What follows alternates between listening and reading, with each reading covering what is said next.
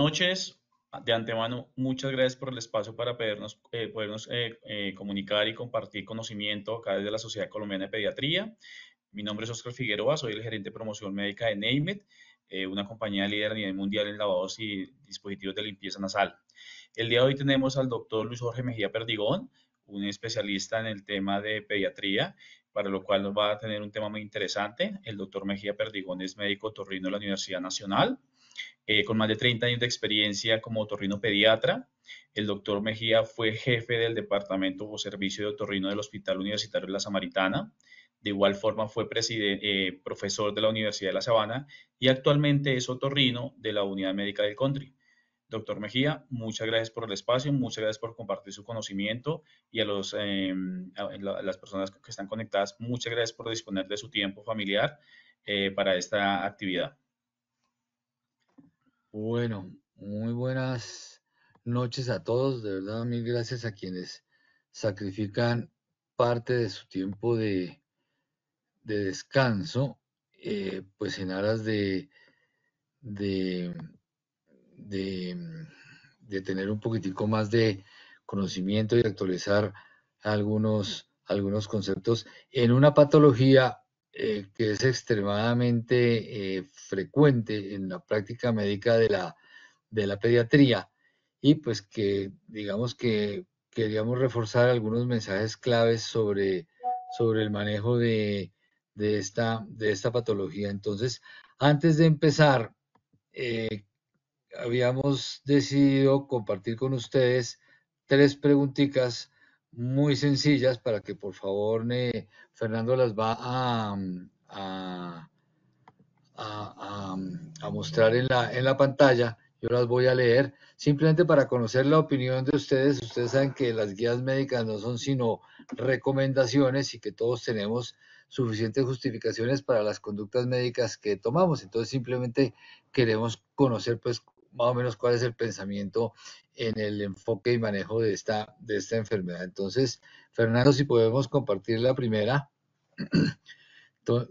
Puntualmente es en el tratamiento inicial de la sinusitis aguda en niños, ¿cuál considera usted que es el tratamiento inicial más apropiado para un paciente pediátrico con sinusitis aguda no complicada? A, iniciar antibiótico de inmediato. B, lavados nasales con irrigación salina de alto volumen. C, el uso de acetaminofén u otro antipirético analgésico. D, solamente A, B y C, o sea, los tres distractores anteriores, o E, B y C. Esas son las 5 opciones que tenemos.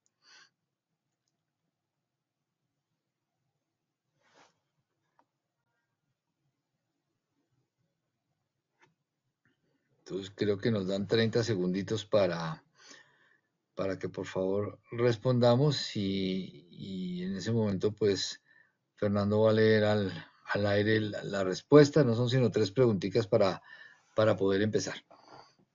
Listo, doctor, ya tenemos los resultados. A ver. En la pregunta A, el 6% de la audiencia respondió. En la pregunta B, el 16%. En la pregunta C, el 3%. En la D, 22%. Y en la E, 53%. Ok. Bueno, la segunda pregunta, que también es muy sencilla. ¿Cuál consideran ustedes o cuál de las siguientes afirmaciones justifica el uso preferente de soluciones salinas de alto volumen frente a otras formas de administración nasal?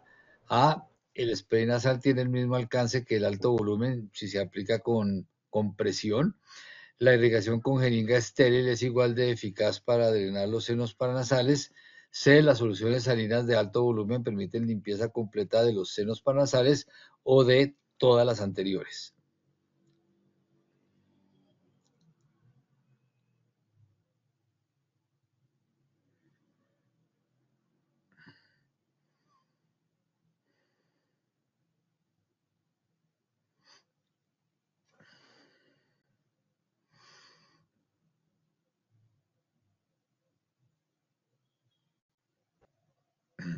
Listo, doctor. Entonces, para la pregunta A, el 10% respondió. Para la B, el 15%. para la C el 69% y para la D el 5%. Ok, muchas gracias. Y la última pregunta para ya empezar la conferencia. ¿Cuándo consideran que falló el manejo médico inicial? Entonces, ¿en cuál de los siguientes escenarios debe el pediatra considerar que el manejo médico inicial de una sinusitis aguda viral ha fallado y reevaluar la conducta? Entonces, A, persistencia de síntomas después de 3 días de tratamiento sintomático. B, fiebre de 38 grados durante 24 horas en un cuadro viral típico. C, empeoramiento de los síntomas después de una mejoría clínica inicial.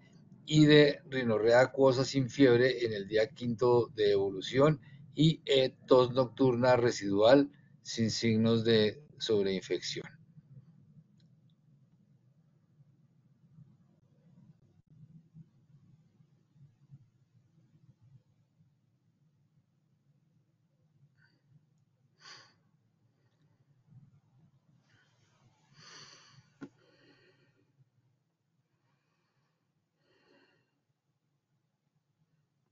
Listo, doctor.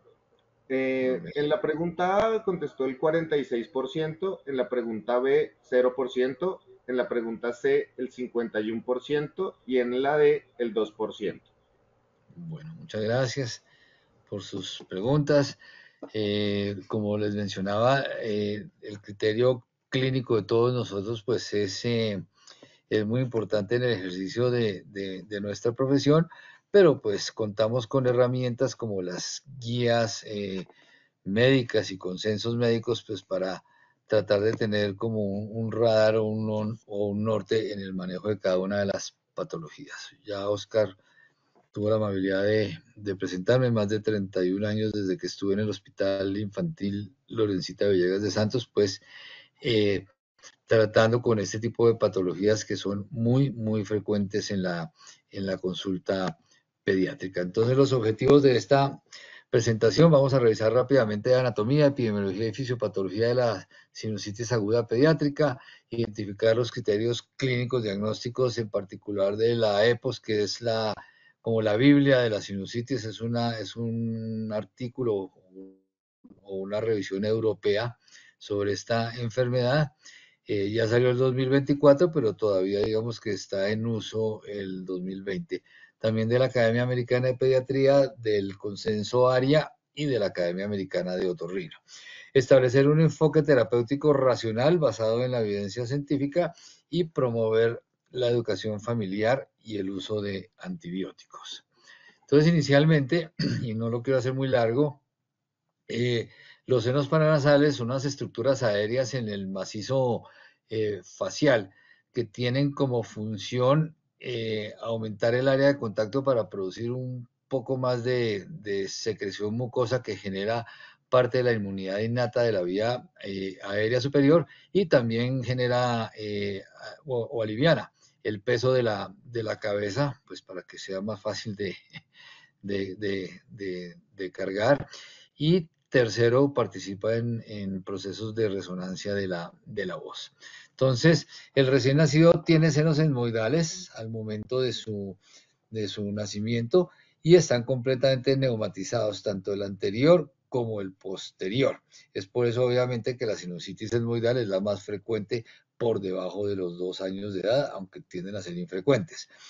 Senos maxilares pequeños al nacer, son como un primordio del antro maxilar y su crecimiento va siendo gradual hasta alcanzar el tamaño del adulto entre los 4 y los 6 años de edad. Senos esfenoidales que, pues como su nombre lo dice, están dentro del hueso esfenoidal en todo el centro de la cabeza, inician su desarrollo hacia los 3 años y finalizan su crecimiento hacia los 12 o 14 años de edad en la adolescencia. Y los senos frontales que están ausentes al nacer y comienzan a aparecer alrededor de los 5 o 6 años, completando su desarrollo en la adolescencia. Recordando que el 10% de los niños, bueno, niños y posteriormente adultos, tienen hipoplasia del seno frontal como una variante anatómica. Entonces, es muy importante, digamos que entender este concepto tan básico porque las sinusitis empiezan a ser relativamente importantes por arriba de los 4 años de edad, sobre todo entre los 6 y los 10 años, como complicación de las infecciones de la vía respiratoria alta y en edades más pequeñas pues tienen menos preponderancia sencillamente pues porque no existen.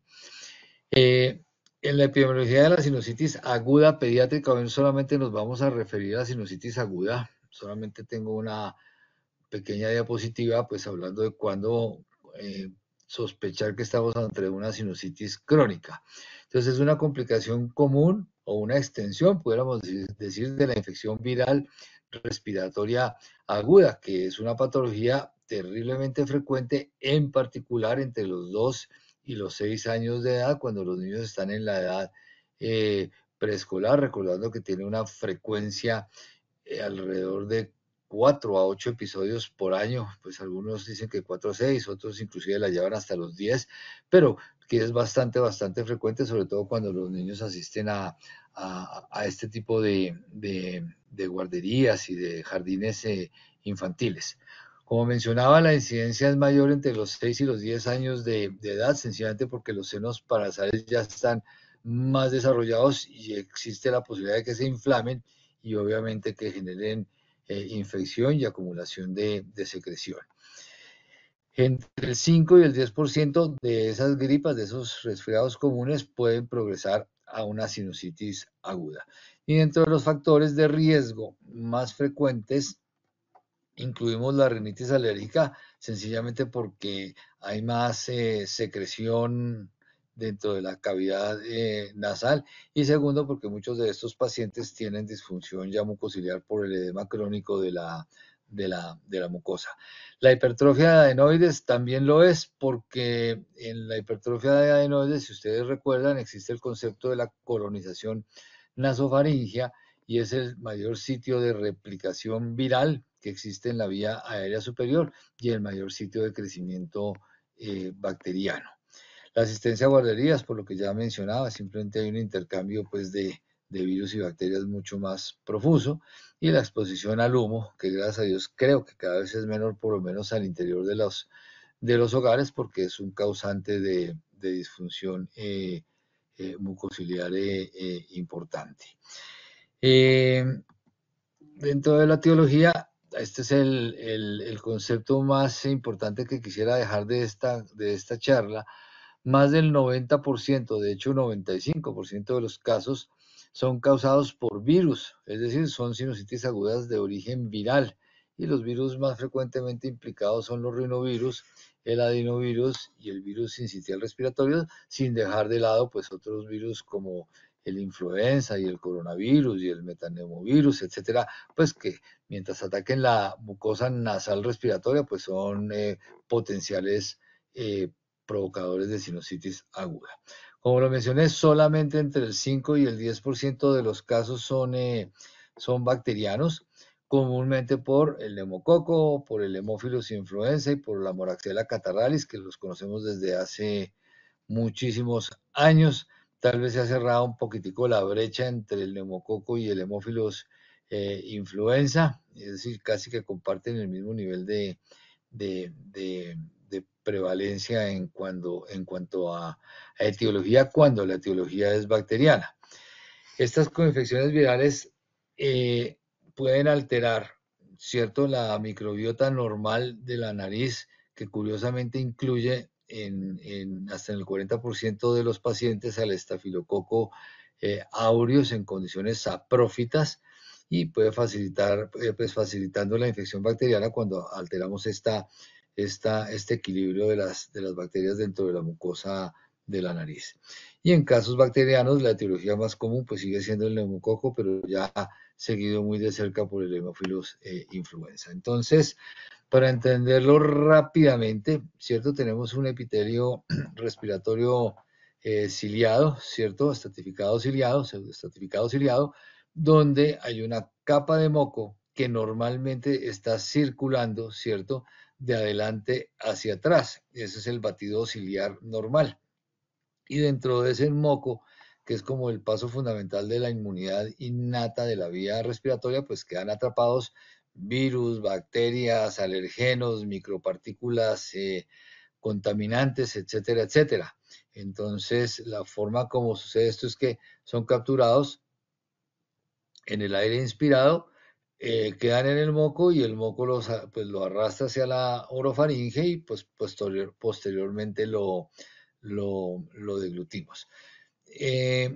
Cuando se pierde la fluidez del moco o cuando la barrera epitelial se rompe, es cuando pues empezamos a poseer problemas y síntomas inflamatorios. Entonces, lo primero que puede suceder al momento que genera el fenómeno inflamatorio inicial es que los virus pueden penetrar y replicarse dentro de las células de la mucosa. El batido ciliar se interrumpe produciendo el mismo éstasis de moco y la mucosa se inflama. Entonces, dependiendo de dónde se inflama, puede producir obstrucción del complejo osteomeatal. Recuerden que los drenajes, excepto el del seno maxilar en ocasiones, son drenajes virtuales, es decir, donde no hay un agujero plenamente formado y entonces pequeñas inflamaciones dificultan el drenaje de las secreciones desde los senos maxilares hacia la cavidad nasal.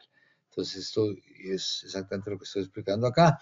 Y la estasis de moco crea un ambiente propicio para que haya una replicación bacteriana.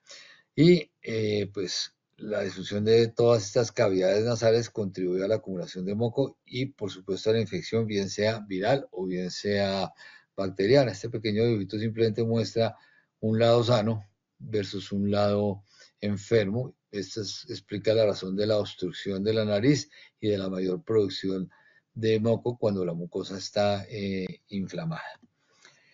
La guía EPOS 2020 pues, presenta los dos criterios para diagnosticar bien sea sinusitis aguda viral, que ya mencionamos que es de lejos la más frecuente de todas, o sinusitis aguda bacteriana. Entonces, en la primera va a haber obstrucción nasal y secreción que no necesariamente, y esto es muy importante aclarar, no necesariamente tiene que ser hialina o transparente, puede ser amarilla o puede ser verdosa y eso no es indicativo clínico de infección bacteriana, por lo menos confirmada.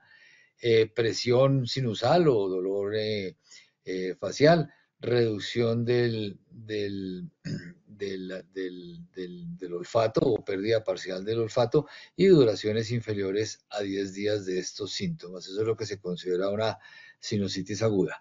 Y para una posible sinusitis aguda bacteriana, considerar más de 3 de los siguientes parámetros que están aquí: fiebre por arriba de 38 grados centígrados, el doble empeoramiento, que ya pues la mayoría lo respondió en la pregunta, es el paciente que venía bien y al quinto, sexto día, es el niño que vuelve y recae y pues digamos que creen que como me lo han dicho a mí, que la gripa volvió y resulta que lo que está haciendo es seguramente una sinusitis aguda bacteriana. Si la rinorrea es unilateral, pues si hemos descartado el cuerpo extraño, pues considerarlo porque las patologías unilaterales generalmente tienen algún componente anatómico importante que predispone a la infección bacteriana. Dolor muy severo y aumento de la PCR o de la velocidad de sedimentación globular harían pensar en que estemos ante una sinusitis aguda de origen bacteriano que, como mencioné, solamente aportan el 5 al 10% de los casos. Entonces el cuadro clínico pues no genera mayor reto de diagnóstico, congestión nasal intensa, ¿cierto? Con rinorrea. Son niños que tosen, especialmente cuando están acostaditos empiezan a toser y la tos suena como si fuese productiva. En general, a veces confundiendo el diagnóstico hacia temas bronquiales, cuando el problema está esencialmente en que hay un aumento importante del escurrimiento de secreciones hacia la naso y hacia la orofaringe. Mal aliento, halitosis, irritabilidad, presión sinusal, fiebre variable y la cual puede ser inespecífica en los lactantes.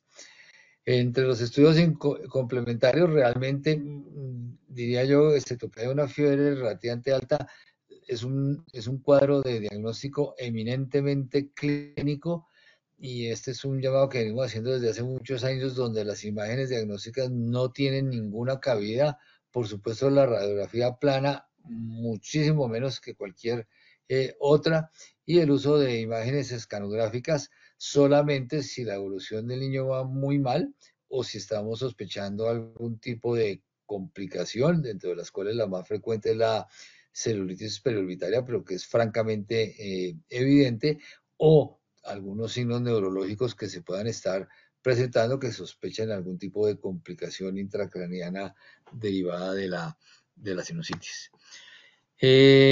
Diagnósticos diferenciales, pues también lo mismo, no son realmente un reto muy grande, rinitis alérgicas persistentes, pero es un paciente que en general no tiene malestar general, no hay fiebre, simplemente de un momento a otro, que es lo que sucede por algún cambio medioambiental, pues, o por suspensión del tratamiento vuelve y se agudiza. Las infecciones de vía respiratoria agudas prolongadas, que también es bastante infrecuente. Ya había mencionado los cuerpos extraños nasales en presencia de rinorreas unilaterales fétidas y enfermedades que cursen con disquinesia ciliar, como la disquinesia ciliar primaria o la fibrosis quística o algún tipo de malformaciones como atresias parciales de las coanas. Entonces, el enfoque terapéutico actual incluye solamente el soporte, el tratamiento sintomático, para que estos niños en un plazo de 5 a 7 días pues hayan resuelto su cuadro. Entonces, dentro de eso está incluido el uso de analgésicos antiinflamatorios, ¿cierto? Según la preferencia y la escogencia, pero creo que el acetaminofén es generalmente el más usado de todos. La hidratación, abundantes líquidos, ya lo conocemos, la hidratación abundante mantiene la fluidez del moco y evita que se espese tanto como para favorecer las infecciones bacterianas, y los lavados salinos nasales de alto volumen. Entonces, este empieza a ser el segundo mensaje clave de esta conferencia. Las irrigaciones salinas nasales son apoyadas de alto volumen hoy en día. Son apoyadas por absolutamente todas las guías como tratamiento complementario, pero de la enfermedad, pero siendo un pilar fundamental del tratamiento, ¿cierto? Y hacer reevaluaciones 48 a 72 horas, porque como lo mencioné, hay un 5 o un 10% de riesgo de terminar en una infección bacteriana. Entonces, dos conceptos rápidos de la infección aguda bacteriana, ya lo había dicho, los criterios propuestos por la EPOS 2020 y la Academia Americana de Pediatría para sospechar sinusitis bacteriana es si hay al menos uno de los siguientes síntomas que están acá: persistencia de los síntomas por más de 10 días sin mejoría, es decir, que el paciente permanezca sintomático sin mejoría durante esos 10 días, o el que hemos mencionado, paciente que va bien y al quinto o sexto día vuelve y empeora tras haber tenido un cuadro viral que se consideraba superado. O si desde el inicio hay fiebre superior a 39 grados centígrados, rinorrea francamente purulenta persistente por al menos 3 días y un dolor facial localizado o intenso. Eso nos haría sospechar una sinusitis aguda de tipo bacteriano. Los hallazgos clínicos orientadores, pues secreción nasal purulenta persistente, bien sea anterior o posterior, por eso es tan importante revisar con el bajalenguas la orofaringe, porque muchas veces vemos más por atrás la secreción que por delante. Fiebre de inicio tardío, que es lo que hace referencia al doble empeoramiento, dolor facial, tos diurna y nocturna, que es muy importante en los niños, ¿de acuerdo? Y que empeora, y vuelvo y digo, y aclaro o refuerzo el concepto de que en muchos casos esta tos no tiene nada que ver con problemas bronquiales y por lo tanto, pues digamos que los inhaladores bronquiales no están indicados. Halitosis marcada, y reforzar que no requieren imágenes diagnósticas tampoco para confirmar una sinusitis bacteriana no complicada, y el diagnóstico es de tipo clínico en la mayoría de las veces. El manejo terapéutico, entonces los objetivos son erradicar el patógeno bacteriano, reducir la duración y severidad de los síntomas y prevenir complicaciones locales o sistémicas. Eso aplica para muchísimas infecciones y eso es lo que justifica el uso de un antibiótico. Sin embargo, en pacientes que tengan un esquema de vacunación completo, en particular para, para neumococo, en algunos países del norte de Europa, las guías son un poquitico más conservadoras y sugieren que más del 84% de estos pacientes por arriba de los 6 años pudieran mantenerse en observación con el mismo tratamiento de soporte de la sinusitis aguda viral y que pues, la inmunidad adaptativa se encargará de la resolución de la infección de estos pequeñitos. Sin embargo, la mayoría de las guías, por lo menos la EPOS 2020 y la Academia Americana de Pediatría, sugieren el uso de amoxicilina ácido clavulánico a dosis de 45 a 90 miligramos kilo día en 2 dosis por 10 a 14 días. Y esto es considerando que muchos países hoy en día tienen de resistencia intermedia hacia arriba para la amoxicilina. Y alternativas en alérgicos a la penicilina, cefuroxima, bueno, no, los quinolonas no mucho en niños, pero sí los macrólidos son una excelente opción cuando hay algún tipo de alergia conocida a las penicilinas. Medidas complementarias igualitas que para la sinusitis aguda no bacteriana o viral, irrigaciones salinas de alto volumen para mejorar y barrer las secreciones de las cavidades paranasales de una forma más eficiente, lo cual no solamente elimina ese exceso de moco, sino que elimina la carga bacteriana y elimina agentes proinflamatorios que puedan estar sobre esa mucosa tratando de inducir hacia la cronicidad de la enfermedad. Los corticoides intranasales tipo mometasona o fluticasona pues se consideran en la mayoría de las guías porque aportan mucho a la desinflamación rápida de esa mucosa, ya lo hemos mencionado, analgésicos, antipiréticos, la adecuada hidratación por la misma razón que mencioné antes y reevaluación a las 72 horas por si hay que considerar o un cambio de antibiótico o la toma de una escanografía. ¿Por qué evitamos o por qué debemos evitar la prescripción innecesaria de antibióticos en sinusitis aguda viral y otras enfermedades respiratorias virales altas? Pues la razón fundamental y de sentido común, más del 90% de las infecciones respiratorias altas en niños son de origen viral y eso incluye la rinitis, la faringitis, la otitis media y la sinusitis aguda y está avalado pues por distintas guías, porque se resuelven de forma espontánea con medidas de soporte, generalmente en un plazo máximo de 7, 10 días por mucho que digamos. Y porque hay riesgos asociados al uso innecesario de antibióticos donde ustedes son mucho más expertos que yo, ¿cierto? El desarrollo de resistencias bacterianas comunitarias, problemas gastrointestinales, problemas dermatológicos, candidiasis, alergias medicamentosas, alteraciones de la microbiota intestinal y nasal, y porque obviamente aumentan los costos del sistema de salud en un paciente que probablemente no lo requería. Entonces, resumiendo esto, el mensaje clave para sinusitis aguda en niños es que el 90 al 95% de estas enfermedades son de etiología viral, por lo cual no requieren de ningún tipo de antibiótico y vuelvo e insisto porque desafortunadamente a veces me llegan al consultorio la rinorrea purulenta per se o la tos con expectoración no es razón suficiente para, digamos que para justificar el uso de ese antibiótico, que el manejo de soporte, ¿cierto?, que incluye los antipiréticos y las irrigaciones salinas nasales de alto volumen, son lo primero que hay que hacer con el reposo en casa, bueno, y obviamente el aislamiento, es decir, evitar enviar al niño a la guardería o al colegio. Y el objetivo de esos lavados nasales termina siendo drenar las secreciones, acelerando la recuperación y evitar la sobreinfección bacteriana. Entonces tenemos una doble ventaja al hacer la irrigación salina nasal de alto volumen.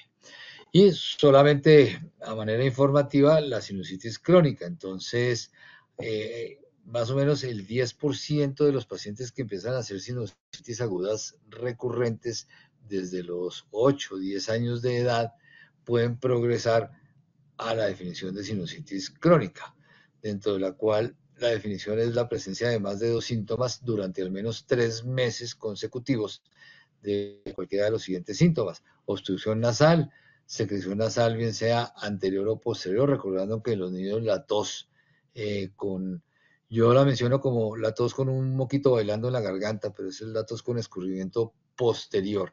Es un síntoma bastante frecuente. La anosmia no es muy fácil de interpretar en los niños.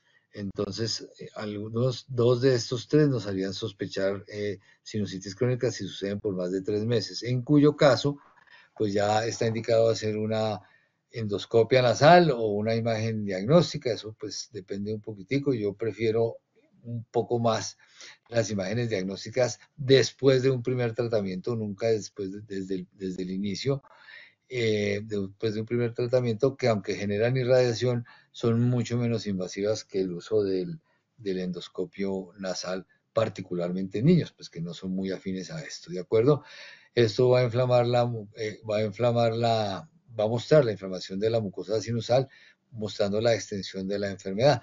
Y por qué no sé, una de las razones para no considerarlo en el episodio agudo es porque no queremos sobrediagnósticos de sinusitis crónicas cuando no lo son, aunque hay algunos signos escanográficos como los niveles o como las burbujas que sugieren que sea una sinusitis aguda y no un engrosamiento mucoso, que es la definición real de sinusitis crónica, porque tampoco es una infección, es una inflamación crónica de la mucosa que eventualmente puede sobreinfectarse. Fenotípicamente se ha clasificado sin pólipos y con pólipos nasales, siendo muchísimo más frecuentes sin pólipos en la edad pediátrica, y cuando vemos pólipos en edad pediátrica, sospechar rápidamente la posibilidad de una fibrosis quística y hacer pues la metodología diagnóstica adecuada para estos pacientes. Etiología es multifactorial para que terminemos en una sinusitis crónica. Mencionaba las infecciones recurrentes, la rinitis alérgica por la disfunción ciliar crónica que produce, la presencia de biofilms bacterianos que se comportan pues ya como un escudo pues entre el aire y la mucosa, y obviamente las inmunodeficiencias, pero generalmente se acompañan de infecciones en otras partes del cuerpo. El abordaje de diagnóstico ya la mencioné: historia clínica detallada, endoscopia nasal y o tomografía, pueden ser las dos, en casos refractarios o cuando estemos pensando que el niño puede ser candidato a cirugía. Y para terminar, pues hablarles 2 minuticos de las irrigaciones nasales y sus fundamentos fisiológicos. Entonces, los lavados salinos de alto volumen producen, de acuerdo a su volumen, ¿cierto?, una limpieza efectiva de las cavidades paranasales, tanto en niños mayores de 2 años como en adultos. Y lo hacen porque eliminan secreciones, eliminan alergenos, patógenos, contaminantes, agentes proinflamatorios que estén en esa misma mucosa. Por lo tanto, reducen la inflamación, y si esas soluciones salinas pueden estar combinadas con bicarbonato de sodio, mejoran la actividad mucociliar de una manera mucho más rápida, y pueden prevenir la sobreinfección bacteriana. Pero insistimos en esta palabra, alto volumen, porque no hay ningún otro dispositivo, ¿cierto?, que pueda llegar a las cavidades nasales si no es el volumen. Y para lograr tal volumen, pues requerimos un dispositivo que se pueda aplicar a baja presión para que sea tolerante por el niño. Este video ya lo hemos mostrado algunas veces en otras conferencias. Es cuestión de educación al paciente, como mencionaba al principio de la diapositiva. Este es un niño de 4 añitos. Pues cuando explicamos, digamos, lo enseñamos a hacer en el consultorio para que la mamita lo pueda hacer en casa. La presión es muy despacio, ustedes ven, no estamos haciéndolo rápido, nos gastamos alrededor de 4 segundos, ahí se va media botellita y luego cambiamos de lado para hacer la otra mitad. Pero lo tengo después para mostrar que si lo explicamos y si el paciente no ha sido muy toreado con Con la jeringa, pues son niños que aprenden a tolerar rápidamente el lavado nasal porque no generan el disconfort de la presión alta que genera la jeringa.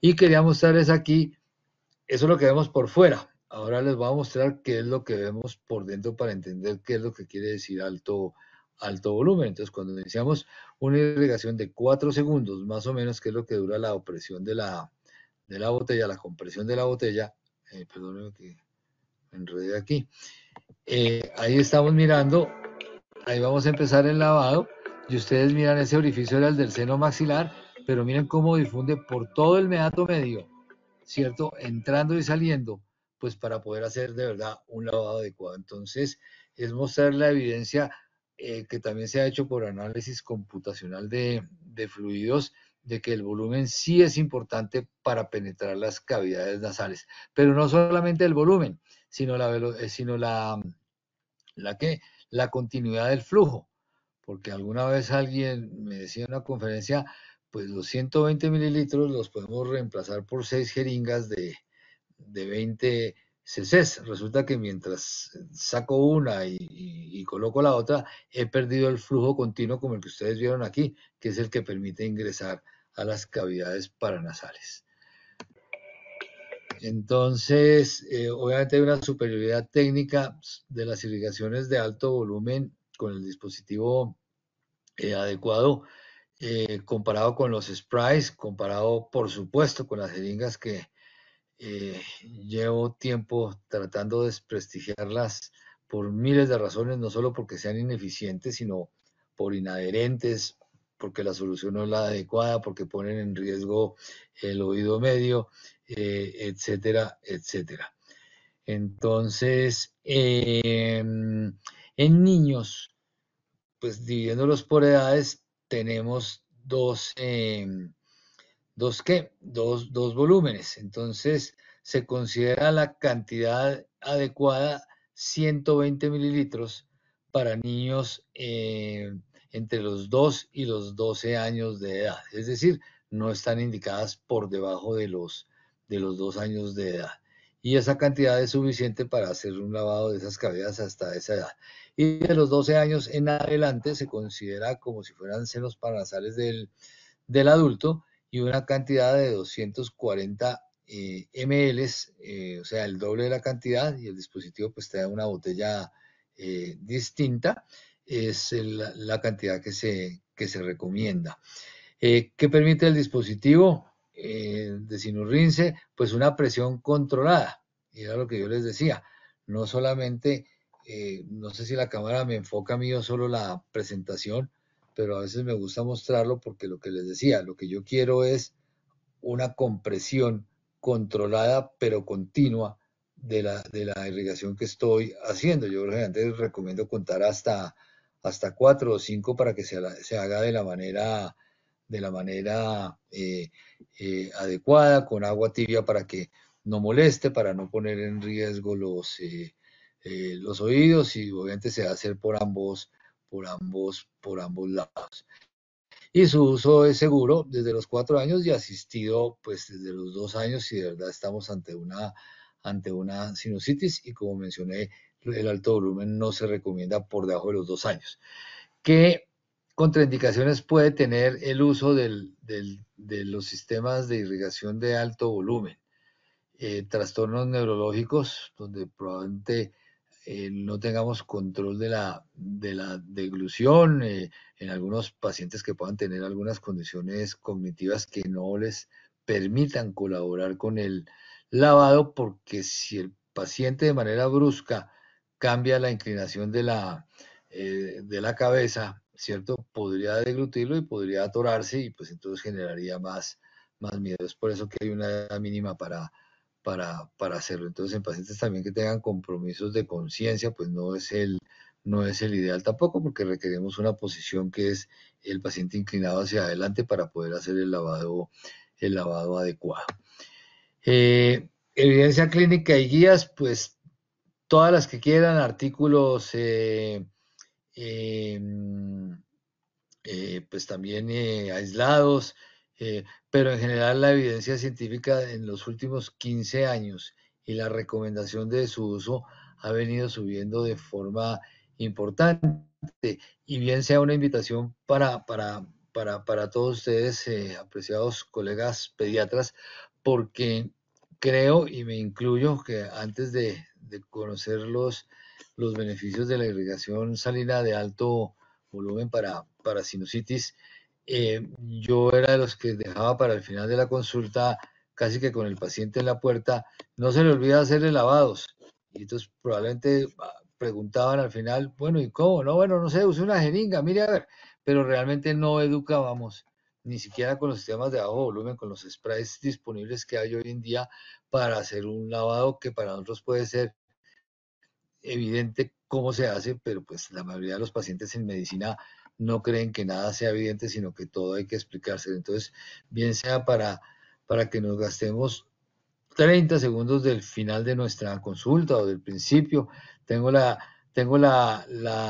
certeza que con estos nuevos mensajes claves y como enfocan las guías el manejo, pues el renglón número 1 de la prescripción que hagamos estaría o con el analgésico o con la irrigación salina nasal, más no como en el antibiótico como muchas veces lo vemos hoy en día, o con antihistamínicos y descongestionantes que no tienen utilidad en esta enfermedad. Entonces, una pequeña aclaración aquí. Las soluciones se pueden usar de forma isotónica, que es al 0,9%, o se pueden utilizar de forma hipertónica si vemos que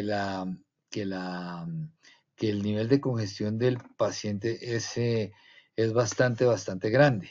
Entonces, las soluciones hipertónicas producen deshidratación osmótica de la mucosa nasal, en particular la de los cornetes, generando un efecto, digamos que de descongestión nasal casi tan efectivo como el de la oximetazolina, sin acción farmacológica y, por supuesto, sin los efectos colaterales de la oximetazolina, que es un alfa-adrenérgico que puede aumentar la presión sanguínea, que puede aumentar la frecuencia cardíaca, o a algunas personas que deciden su uso crónico generando rinitis medicamentosa y atrófica porque cada vez se vuelven más dependientes del vasoconstrictor para poder respirar bien. Entonces la solución hipertónica es una medida no farmacológica bastante útil, que reemplaza de forma muy similar el uso de la oximetazolina. Ya lo dije, la Academia Americana de Pediatría, si ustedes revisan las guías para el uso de sinusitis viral, y siempre estará la irrigación salina de alto volumen en mayores de 2 años, como dice la Academia Americana de Otorrino, y el consenso ARIA también dice que en rinitis alérgica agudizada, donde hay un exceso de congestión nasal, la irrigación salina de alto volumen pudiese ser también muy útil. Mensajes claves para ustedes los pediatras. Entonces, la sinusitis aguda en general en su mayoría es de origen viral y es autolimitada, no requiriendo sino manejo de soporte, que requiere solamente el analgésico, la hidratación y la irrigación salina de alto volumen. El antibiótico, un uso muy reservado, muy bien escogido el paciente, donde nuestra evidencia clínica nos haga sospechar la infección bacteriana para considerar su uso. Los lavados salinos de alto volumen, como decía, en todas las guías hoy en día son pilar terapéutico del tratamiento, comparado con los lavados con jeringa, sprays, nebulizaciones, etcétera, que no tienen ninguna utilidad en los senos paranasales. Y como mencioné, pues la educación a la familia es parte clave del éxito, pues porque nosotros debemos de explicar por qué asumimos A o B o C conducta, y si es el caso en este fenómeno del lavado nasal, pues explicarlo un poquito para que sea realizado de la manera más adecuada por la familia al niño. Es tan importante o satisfactorio ver que quienes lo han usado y probado, hablo de los pacientes, la verdad, generalmente quedan casados, quedan maravillados, admirados con el poder descongestionante que tienen las irrigaciones salinas de alto volumen. Entonces, estas más o menos la bibliografía que yo utilicé para esta conferencia. Les agradezco de antemano pues la atención prestada, y espero pues que esta charla les genere algunas inquietudes que si puedo con el mayor gusto, pues estoy dispuesto a resolver. Muchísimas gracias. Entonces no sé si Fernando me puede... Doctor Mejía, Oscar. doctor, muchas gracias por tan excelente conferencia y de tips y conocimientos muy importantes para los asistentes. Doctor, tenemos varias preguntas. La doctora Martínez pregunta, ¿este dispositivo lo cubre el plan de salud? No. A ver, yo no sé cómo decirle la respuesta exacta. No, pero sí. Las irrigaciones salinas nasales, léase lo que pasa en la mayoría de EPS e instituciones hospitalarias, es una jeringa con una bolsa de suero. Entonces es curioso ver que en el INVIMA uno lee el registro INVIMA de la solución de la bolsa y en ningún lado dice que es para uso, pues que su uso sea para lavado nasal, y sin embargo, con el diagnóstico de rinitis o sinusitis, al paciente se lo dispensan. Entonces, alguna vez hicimos la consulta a través de la Asociación Colombiana de Otorrino al Ministerio de Salud, y lo que ellos sugieren es que hay un código CUPS que se llama irrigaciones nasales o de senos paranasales, si no estoy mal, así se llama. Yo no conozco el número del CUPS, pero que con ese, según la respuesta oficial del Ministerio de Salud, pues debería ser dispensado, que lo que hay que hacer es que cada EPS lo inscriba en su ADMECUM o en su PBS, creo que se llama, pues para que sea dispensado. Como sé que sucedió en otro país, pues a veces en otras, bueno, esto fue en otro país, pero también con otras patologías, el empezar a hacer ruido con fórmulas, con nuevas tecnologías, es lo que hace que el Ministerio de Salud o las CPS empiecen a mirar, pues que hay nuevas cosas que podemos hacer por el bienestar de nuestros pacientes. Perfecto, doctor. Otra pregunta, el doctor Guarín pregunta, perdón, la doctora Páez, ¿cuántos lavados al día son recomendados en niños? Bueno, Esos muy congestionados, cuando están muy congestionados. entonces la respuesta para la irrigación salina de alto volumen para el sinurrince es que en presencia de sinusitis crónica, eso es una medida ya cotidiana que debe ser usada por tiempo indefinido y valoración por su médico según la evolución que el paciente tenga, pero se considera que el uso es indefinido. En sinusitis aguda, por supuesto, 5 o 10 días, lo que dure la sinusitis en resolverse y pare de contar. Pero en las irrigaciones salinas de bajo volumen, dentro de las cuales pues también favorecemos la baja presión, es decir, el uso de sprays, no el uso de jeringa, vuelvo y digo lo mismo, el uso de sprays, se ha venido posicionando el concepto de higiene nasal, donde si yo hago higiene nasal cotidiana, que es algo así parecido como decir que yo me lavo los dientes 2 veces al día, si me hago irrigaciones salinas nasales 2 veces al día, estoy previniendo y disminuyendo la frecuencia de infecciones virales respiratorias al 50%. Es decir, que si tengo un niño en edad preescolar que me hace entre 4 y 6 gripas por año, ese niño va a hacer 2 o 3 por año, pues reduciendo la demanda al nivel de atención y obviamente los costos y las incapacidades laborales y escolares. Hay algunos estudios que demuestran que sobreactuarse con las irrigaciones salinas tampoco es buena idea, ¿cierto? Porque recuerden que tienen sodio. Entonces pueden llevar a un nivel de resequedad si se usan más de 2 o 3 veces al día. Puede que en el episodio agudo por pocos días las podamos usar 3 o 4 veces al día, pero nunca de forma crónica, porque van a alterar también el funcionamiento mucociliar y van a producir algún pequeño trastorno de la barrera epitelial si nos sobreactuamos, es decir, si de manera indefinida las hacemos más de 3 veces por día. Perfecto, doctor. Doctor, el doctor Guarín pregunta, buenas noches, ¿la irrigación de alto volumen podría causar otitis? Y dada la persistencia de la rinorrea, ¿puede ser útil los descongestionantes? Ok, entonces el dispositivo viene diseñado para que si es usado, es que yo alguna vez tuve una botellita pequeña, Perdón un segundito, no sé si la tenga por aquí. No. Bueno, pero tengo un dispositivo de adultos que es básicamente lo mismo, pero este es para niños mayores de 12 años. El secreto del dispositivo está en la forma como se aplica. Uno, agua tibia, ¿cierto? Para que no moleste. El agua fría duele dentro de la nariz. Y segundo, vuelvo y menciono, la presión debe ser constante pero suave. Por eso es que yo les decía que yo recomiendo contar hasta 5 cuando hago la presión y soltar.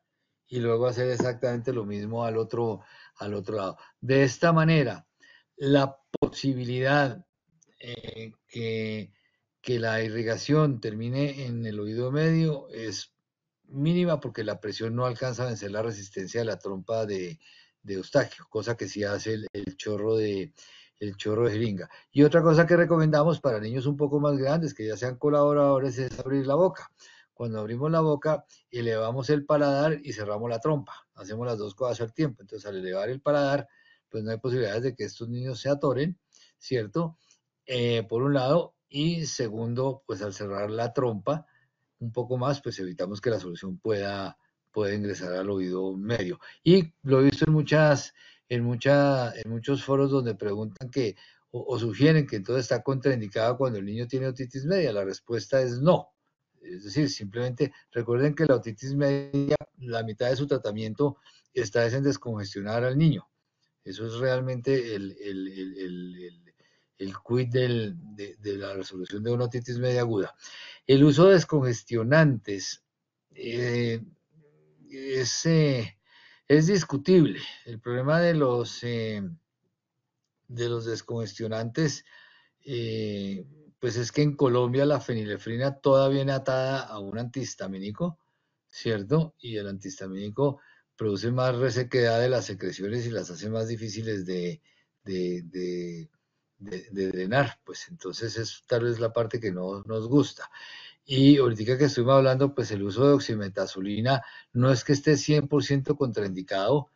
El problema que yo he visto, pues son 31 años en esto, pero el problema más grande que he visto es que a partir de las fórmulas médicas que muchos hemos hecho, yo las hago para cosas muy, muy puntuales, vuelos en avión, no sé, obstrucciones severas a las 2 de la mañana, que pues, que afectan el sueño de una persona, entonces usarlo por un par de días mientras el corticoide va ejerciendo su función, son válidas, pero hoy en día en las farmacias es la recomendación número uno cuando uno va congestionado, y es que le ofrecen gotas de oximetazolina, pero el farmacéutico no le dice a uno estas precauciones con las cuales deben ser usadas, entonces el paciente lo agarra como sus gotas de bolsillo, y si es rinítico, pues cada vez que se sienta congestionado, pues las va a empezar a usar, generando pues los efectos colaterales que ya mencionamos.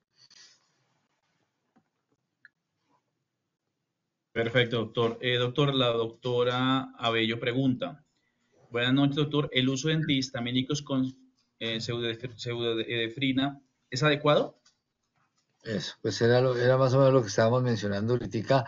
En Colombia, hasta donde tengo entendido, la pseudoefedrina hace muchos años ya se dejó de usar por un problema con el Consejo Nacional de Estupefacientes, y por eso fue reemplazada por la fenilefrina. Entonces mencionaba, un vasoconstrictor, sea sistémico o sea tópico o bien usadito, puede ser útil, sobre todo si hay una severísima congestión de la nariz, pero tenemos el problema que el antihistamínico ahí no tiene ningún tipo de validez o justificación terapéutica, y por el contrario nos puede espesar más las secreciones, haciendo más difícil su evacuación, y entre más espesa, pues más posibilidades de sobreinfección bacteriana.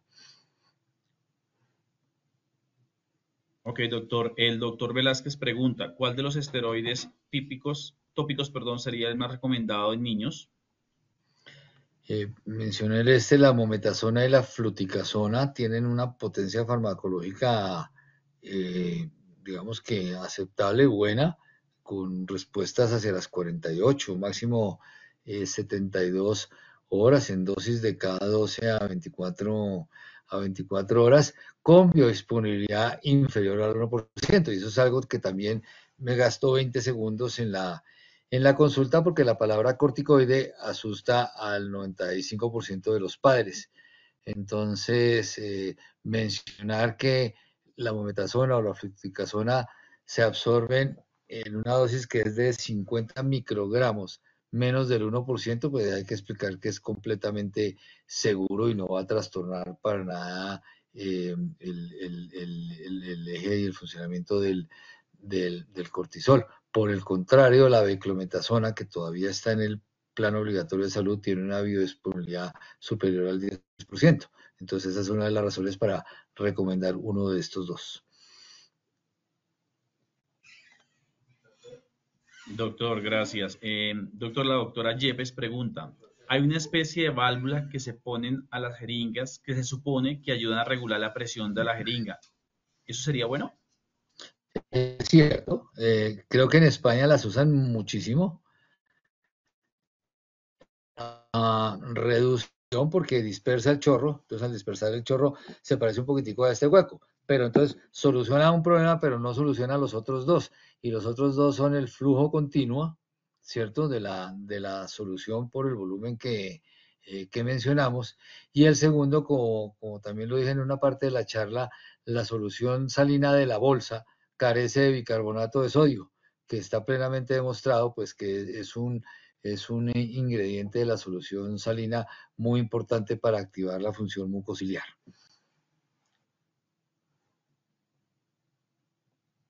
Ok, doctor.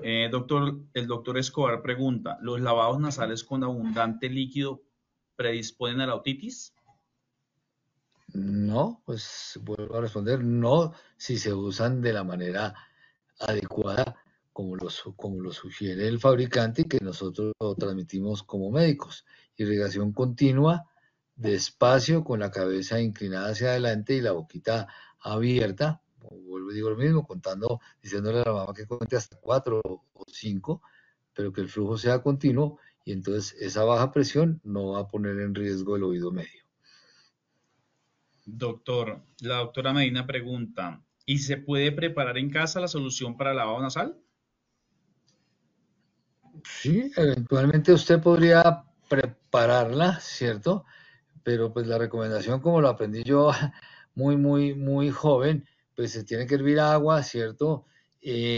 Agregar en proporción 2/3, 1/3 cloruro de sodio, o sea, sal, y la sugerencia es agregarle bicarbonato de sodio. Ahí el tema otra vez es, pues, yo en otra conferencia no la tengo hoy, pues tengo un cartelito, bueno, una diapositiva que muestra una estufa de gas versus una estufa de leña. Entonces, pues la estufa de leña cocina y creo que la comida queda también muy sabrosa, pero comparada con la estufa de gas del siglo XXI, totalmente obsoleta, pues es decir, incómoda, que genera muchos inconvenientes comparado con la de gas. Entonces aquí podría ser como la misma analogía, pues teniendo un dispositivo que ya viene listo, que trae la solución a la concentración óptima para el funcionamiento de la mucosa nasal, pues sería como la recomendación ideal, pero entendería que si hay problemas no sé, de tipo económico, pues puede ser puede ser una opción. La que sí no lo es, porque ya tuvimos esa discusión el otro día con un importantísimo hospital de Bogotá, donde a los pacientes les dispensan las 30 bolsas de suero. Entonces, cuando estábamos hablando de eso, hicimos el ejercicio de ver, pues yo no lo sabía, pues cierto, preguntar cuánto valían los 120 sobres, ¿cierto? De la solución, las 60 sobres, perdón, con la botella de la solución salina, versus cuánto valen 30 bolsas de suero y una jeringa, salía más barato comprar el dispositivo. Entonces, entiendo para muchas cosas, yo sé que sucede en todas las especialidades, en la mía creo que esa en particular, y la segunda es la tal vaselina para la lubricación, pues son cosas que hemos como heredado a través de los años, pero sin tener en cuenta que hay mejores soluciones para hacerlas, obviamente, para beneficio y seguridad del paciente. Perfecto, doctor. La doctora Barrera pregunta, ¿por calidad e inocuidad sería mejor la solución salina normal al 0,9 estéril? Sí, pero volvemos a lo mismo. La solución estéril, en este caso, la recomendación del fabricante para esto es o agua destilada o agua hervida que hemos dejado enfriar, que esté tibia. Cuando usted coge una bolsa de solución salina, es estéril hasta que la abrió. Y por eso, cuando veo yo en muchas partes que tienen la bolsa además con la aguja pinchando la bolsa, ¿cierto? Y simplemente van y enroscan la jeringa y sacan los 10 centímetros y sigue ahí por sécula seculón, pues ahí tampoco estamos asegurando la esterilidad. Pero recordar Perfecto. que la cavidad nasal no es una cavidad estéril, ¿no? Es una cavidad contaminada, pero la recomendación sí es hacerlo. De hecho, en Estados Unidos, yo desconozco, de pronto me ilustran más los colegas pediatras, pero en Estados Unidos no se recomienda el agua de llave, de acueducto, para hacer los lavados de ningún estilo, ni de jeringa, ni de dispositivo de irrigación, por el riesgo de la Naegleria fowleri, que puede causar, pues, infecciones fatales. Entonces, en ningún lado van a encontrar la recomendación de hacerlo con agua de la llave. Ok, doctor, gracias. Tenemos bastantes preguntas. Voy a tratar de leer algunas de las que me aparecen acá en la pantalla. Eh, la doctora Manrique pregunta, ¿la solución hipertónica solo sirve para la vía aérea alta? Ah, creería en principio, pues, no entiendo bien como el mensaje de la pregunta, pero pues la solución salina lava, ¿cierto? En niños mayores de 4 años sin tener que aspirar, no sé si se está refiriendo a lavados bronquiales, no sé qué es lo que creería que me está preguntando, pero las soluciones salinas son inocuas, es decir, lo que es que en los bronquios tenemos que aspirar, pero ejercería el mismo efecto de deshidratación osmótica de la mucosa. Recuerden que hoy en día se maneja el concepto de vía aérea única.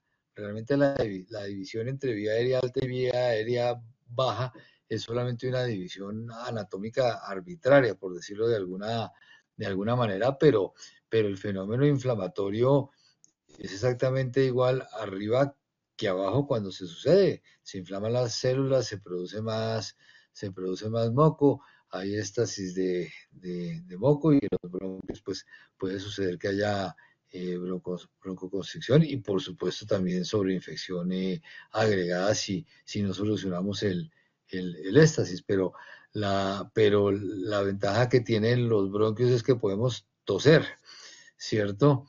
En la nariz podemos sonarnos, pero en los senos paranasales no podemos sin el lavado erradicar las secreciones.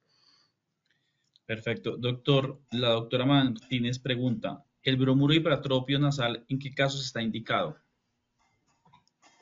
Bueno, realmente eso se sale de esto, eso está más indicado como un anticolinérgico para casos de rinitis vasomotoras que aportan más o menos para el 8% del total de las rinitis, donde lo que sucede es que hay una respuesta disautonómica, o sea, del sistema nervioso autónomo completamente exagerada a los cambios de temperatura. Es el estímulo más frecuente y tiene que haber un cambio de más de 4 grados para que se produzca. Entonces, al aplicar un anticolinérico, la reacción de la mucosa nasal es muchísimo menor y lo que mejor corrige es esa rinorrea súbita de la que padecen estos pacientes. Ok, me preguntaban acá que si la conferencia queda grabada y a partir del lunes pueden ingresar a la página de la sociedad y ya pueden acceder a la conferencia. Otra pregunta, doctor, si hay sinusitis y rinitis alérgica simultáneamente, ¿se puede usar antihistamínicos? Sí, pero preferiríamos que desagudizáramos de la sinusitis al paciente por lo que ya he mencionado. Sin embargo, el consenso ARIA, que también es como la Biblia de la rinitis alérgica, cada vez desaconseja más el uso prolongado de antihistamínicos, ¿cierto? Los corticoides intranasales hoy en día son el gold standard tanto para rinitis como para sinusitis por su seguridad, pero sobre todo por su eficacia. Entonces, hay algunas razones clínicas para usarlos, como por ejemplo cuando hay conjuntivitis asociada, cuando el estornudo y el prurito nasal es pues, realmente muy intenso o muy severo, apoyarnos en ellos durante un corto periodo mientras el corticoide, digamos que hace un efecto prolongado y sostenido de control, de mejoría, pues es mucho más útil. Si yo pudiese comparar cuántos antihistamínicos formulaba hace 15 años versus hoy en día, casi que le podría decir que dividido por 8. Pues es decir, en algunos casos, no digo que no, pero la inmensa mayoría de los pacientes solamente con la irrigación salina y el corticoide es suficiente para tener a estos pacientes controlados, y valga la pena en este momento aclarar que en el enfoque de la rinitis alérgica y de la sinusitis crónica, ¿cierto? A estos pacientes, parte de lo que queremos es hacerles seguimiento, haciéndoles caer en cuenta que están ante dos enfermedades que no son curables, que son fácilmente controlables la inmensa mayoría de las veces, pero que cada vez que suspendan el tratamiento el paciente va a recaer, y la recaída del paciente no la interpreta como que porque suspendió el tratamiento, sino que porque eso que estaba usando ya no sirvió más.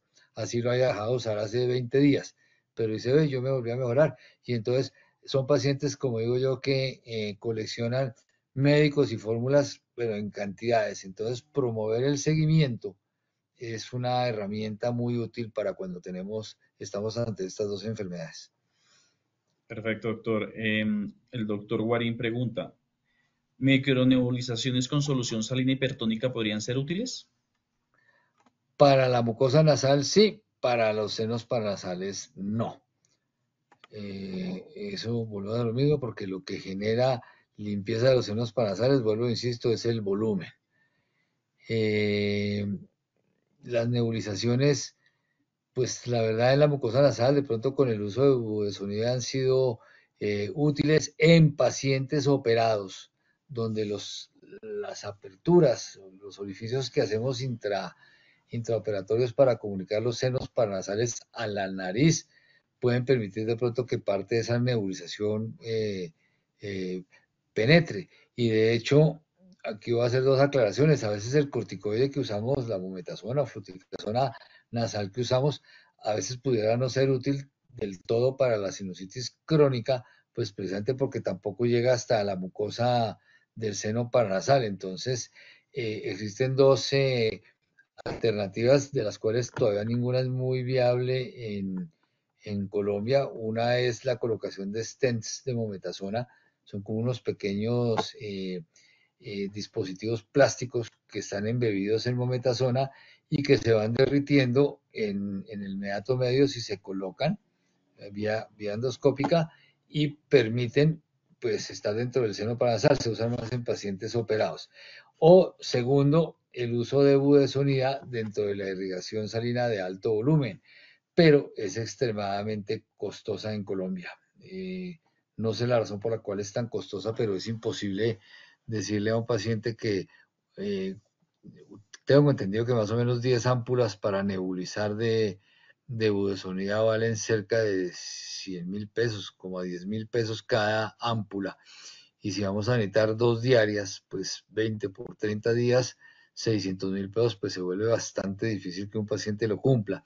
He estado investigando sobre dexametasona, que es mucho más económica, pero he encontrado un par de artículos que no me han gustado. Lo que pasa es que esta búsqueda la empecé hace poco, y de hecho una fue sobre un paciente que tuvo eh, una insuficiencia suprarrenal después de irrigaciones salinas como por 3 meses con solución salina y dexametasona. Entonces, la verdad, no he tenido tiempo de buscar un poquitico más, pero se nos había ocurrido como una alternativa viable, pero sobre eso todavía no tengo ninguna respuesta. Perfecto, doctor. El doctor Victoria pregunta, ¿el uso de mucolíticos nasales con N-acetilcisteína tiene alguna utilidad en la sinusitis? Sí, sí, claro que sí lo tienen los mucolíticos, sí pueden tener acción. Ah, si creemos que la irrigación salina per se va a ser incapaz o la producción de moco es tan abundante que el paciente no dura ni 2 o 3 horas y está otra vez lleno de secreciones espesas, pero entonces el mucolítico sí es una opción viable mientras fluidificamos esas secreciones. Perfecto. Y ya para terminar, también para que los asistentes puedan descansar, última pregunta de la doctora Martínez. Siendo la tos un síntoma frecuente en sinusitis, ¿existe algún medicamento para este síntoma? ¿Me la puede repetir otra vez? Siendo la tos un síntoma Frecuente en frecuente. sinusitis, ¿existe algún medicamento para este síntoma? La solución, perdóneme la expresión, pues la solución es que no, la razón por la cual se genera la tos es por el escurrimiento posterior, entonces combatir la producción de moco y drenar el exceso o evacuar el exceso de moco, pues es la solución. Entonces, si ya no hay escurrimiento, pues como por arte de magia, la tos desaparece. Algunos pacientes, a partir de las adenoides, se quedan con el escurrimiento posterior, adultos y niños se quedan con el escurrimiento posterior como pegado, colgado, y son estos niños que a pesar del tratamiento uno ve que no mejoran y no mejoran, siguen siendo sintomáticos respiratorios, tos permanente, como digo, con escurrimiento, congestionados.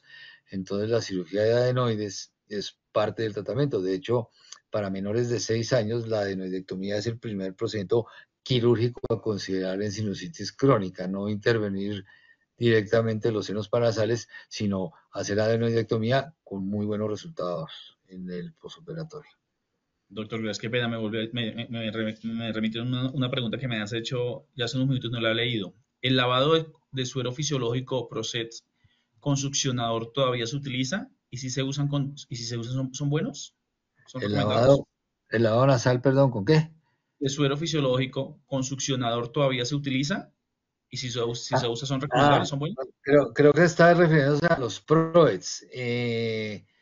De hecho, uno de los clubs que alguna vez le preguntamos al ministerio para ver si podíamos hacerlo era ese que se llama en español desplazamiento. PROETs es el nombre del médico francés que los describió por primera vez. Son muy engorrosos de hacer, toca hacerlos en una institución de salud porque requiere tanto un irrigador como un succionador. Entonces se irrigaba por un lado y por el otro lado se succionaba al tiempo. Y precisamente eran altos volúmenes de solución salina, es decir, existía el concepto de alto volumen para lavar las cavidades nasales en sinusitis crónica, pero eran muy engorrosos de hacer, particularmente en niños casi que imposibles de hacer, y otra vez lo mismo, entonces el dispositivo como la botella de Sinurrinse, pues reemplaza ampliamente y de una forma más segura y permite hacerlo en la casa ese tipo de irrigaciones que creería yo que ya no existen. Yo trabajé en la Samaritana hasta el año antepasado y creo que nosotros por allá en el 2005, 2006 dejamos de hacer PROETs. Doctor, nada, muchas gracias por dedicarle tiempo a la academia, dedicarle tiempo al conocimiento. A todos los asistentes, nuevamente, muchas gracias a nombre de Neymet, una compañía americana líder en dispositivos y regados de limpieza nasal. Doctor Mejía, nuevamente muchas gracias. No sé si quiere comentar algo con el auditorio. No, pues nuevamente agradecerles su asistencia y como les decía, ustedes son los replicadores número uno de las mejores opciones que los pacientes puedan tener y en las charlas presenciales generalmente cierro mi conferencia diciendo lavados nasales del siglo XXI. Es decir, no avancemos hacia este siglo. Mil y mil gracias por atenderme y ojalá pues puedan descansar el resto de la noche. Muchas gracias a todos. Feliz noche para todos. Gracias, doctor Mejía. Chao, chao.